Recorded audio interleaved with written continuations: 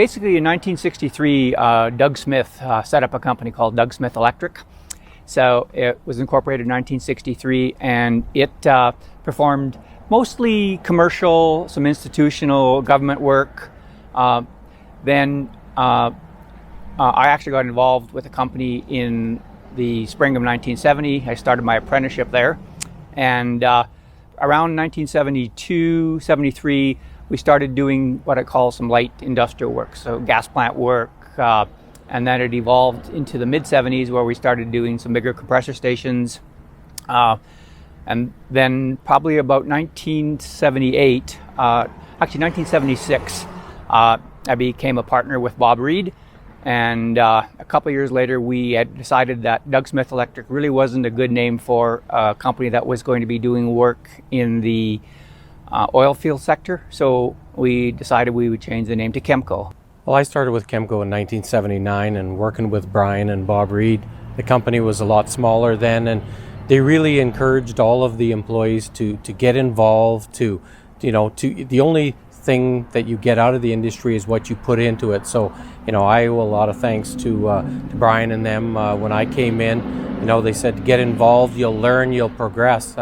That was a huge uptake. And then looking at all the other people that we've encouraged over the years to get involved, it's been very rewarding, and I think it benefits both the industry and the company as a whole. Chemco's always been a big part of our family, big part of our tradition.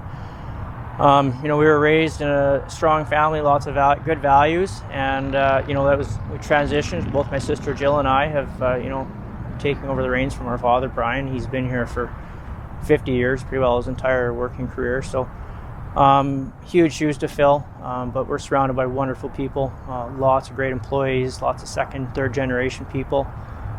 We introduced employee ownership here about 10 years ago.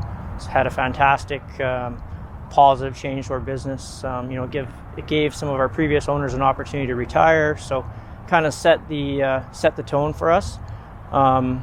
It's a lot of responsibility, but it's not just myself or Jill. We have a huge team around us that makes this company successful. We've been able to survive 7 or 8 kind of downsides, and when we were in the initial stages, I guess as we grew, every job was twice as big as the one that we did before, so it allowed us to grow. And then we surround ourselves with very, very good people, which was really the key to our strength, was the people that we had to surround ourselves with. As you say, Brian's going to be stepping down. His son has stepped into the shoes. He's doing a phenomenal job with a lot of the diversification. He's very astute. He listens well, he learns well, and hopefully, like as Brian alluded to, all of these diversifications, you have challenges, but the ability to learn what these challenges are and move forward is a key. So I think the future is bright. So yeah, we've diversified a lot. I always got into the general contracting market a bit, driven by some of the clients who were looking for a total, start to finish product. So yeah, it's been very good, challenging, because every time you take on a new entity or something else new to do, it's got its own challenges. Traditionally, Chemco in the 90s, as an example, was a very heavy oil-based electrical industrial contractor. We still focus on that type of industry, but we also focus on a lot of other industries.